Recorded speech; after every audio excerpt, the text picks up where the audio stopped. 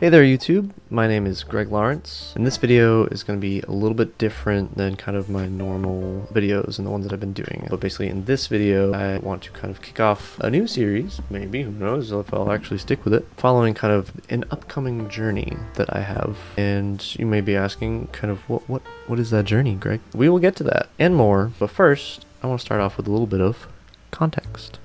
So, a while back, I started my first full-time job, and I hated it. So I didn't really hate it, but it definitely was not really the job that I wanted. I quickly got burnt out. For a while working there, it was great. Slowly over time, it just became just a slog. Did not enjoy it, and just in general, full-time work does not seem to vibe with me very well. So first full-time job, didn't really go so well. I just didn't really like the idea that I'm just gonna be doing the same thing every single day for like the next 1 to 2 to maybe 3 years. And even though that's not necessarily really the case, that idea just really kept me away from the full-time work.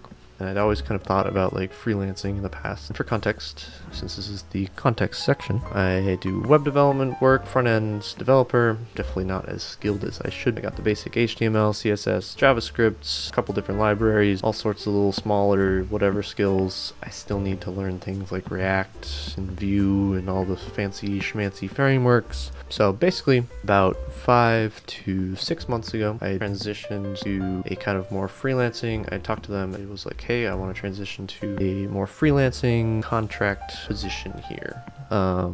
Still doing the same stuff, ideally like remote, doing more of like the online virtual stuff that I was doing, because I was also doing a lot of kind of graphic design slash like graphic production work as well. It was a weird position. It was kind of a mix of a lot of things. That way I would be working 20 hours for them, and I would have the remaining 20 hours to focus on whatever I wanted to or whatever I needed to. Like if I needed to learn some things for that week, I could spend my time kind of going through courses, tutorials, learning new skills, or I could take that time and I could find other clients to make work in other ways to keep my ADHD brain interested. Then I also started working as a barista at the local like nearby coffee shop, just as kind of like a simple, easy job that helped pad the pocket a little bit while I was still kind of finding other sources of income. And so, about 4 months ago, I ended up actually finding a company on Indeed, and they ended up contracting me as a web AR consultant. Basically, that they had a app that needed some web AR integrations. So basically, I started kind of helping them with front-end slash AR related things. And this job was so much more in line with what I wanted to do, the actual type of work that I wanted to do, and allowed me to kind of use my prior knowledge, but then also build new knowledge and learn new things. So this was basically like the dream situation. Working 20 hours for this job, I was doing occasional work for the other job, and I was working as a barista at a coffee shop. So I was making enough money, and I was doing things that I enjoyed. The best part of this new like job was that they paid about twice as much as the previous one.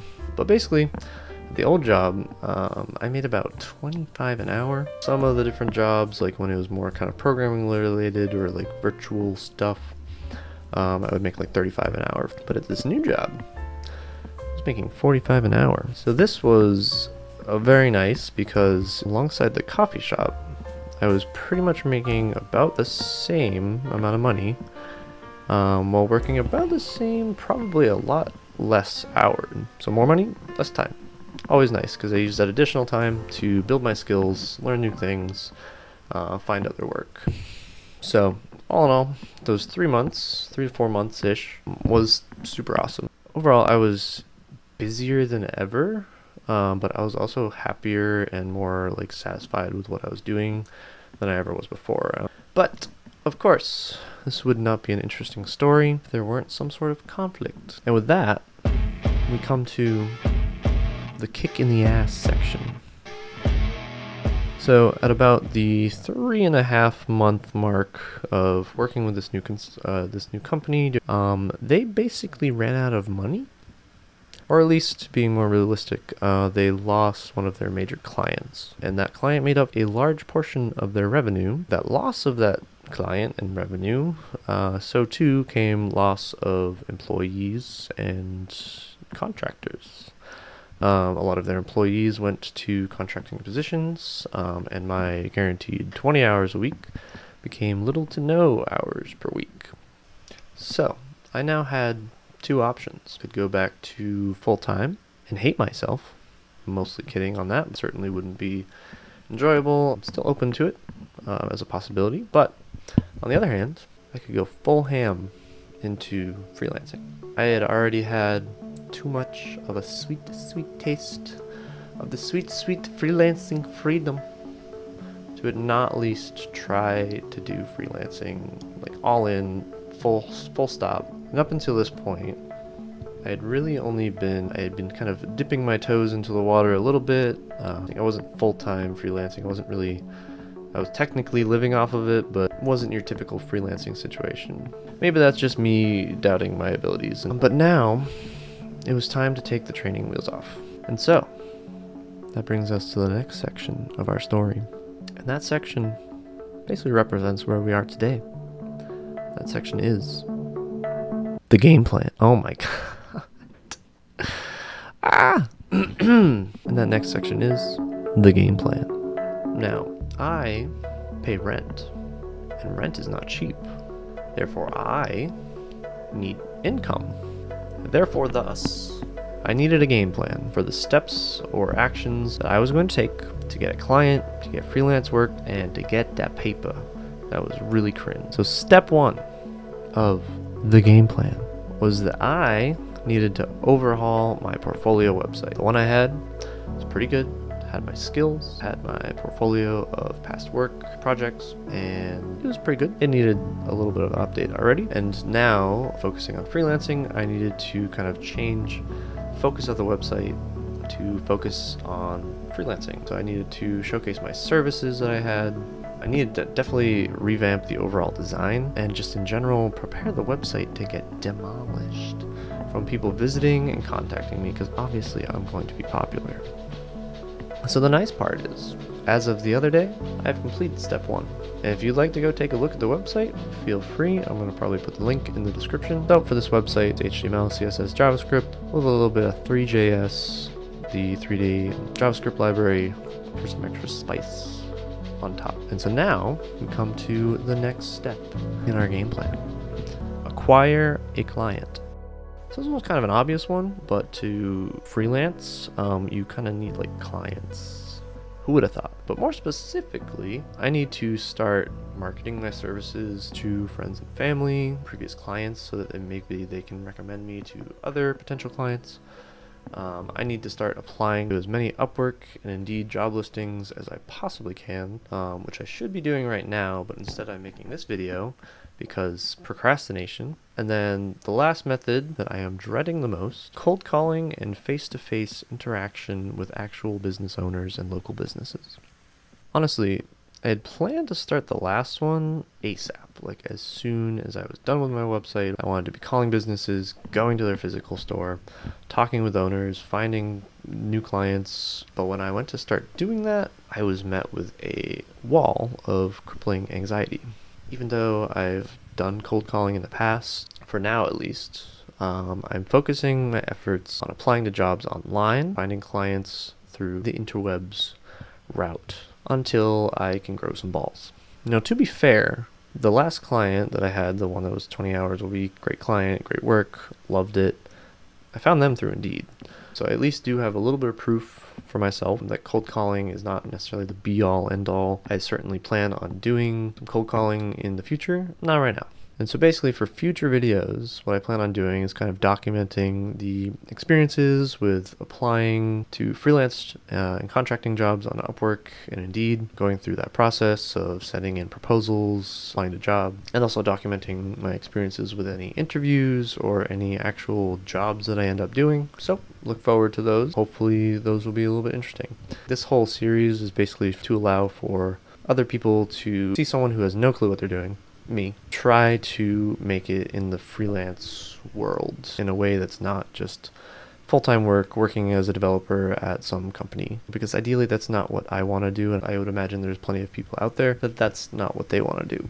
like the freedom and I like the feeling of like doing things for myself, by myself, that freelancing affords me, and I want to continue doing that. So I'm going to try my hardest to make that happen, and you get to watch me fail along the way. But anyways, with that, we come to our final step, realizing that each of these aren't really steps per se, because they don't really need to be sequential, but basically these are just the things that I'm putting into action. These are just the routes through which I'm attempting to find some sort of success. So with that, we have step 3 of the game plan, which is kind of a 2-part step. First part being, we need to build an audience, aka what I'm doing right now. You have people that are watching you, you're providing value to them in some way, and when you provide value to someone in some way, that is an opportunity for you to also make money or a living off of that as well. That's not to say I'm just like monetizing people for only financial gain, but basically like getting people's eyes on something or on a product or whatever is like the biggest and first hurdle in trying to start a business or sell a service, sell a product or anything like that. And those are things I plan on doing in the future. So the first step is to just build an audience, get a bunch of people that are like-minded with me, who are interested in the things that I'm doing.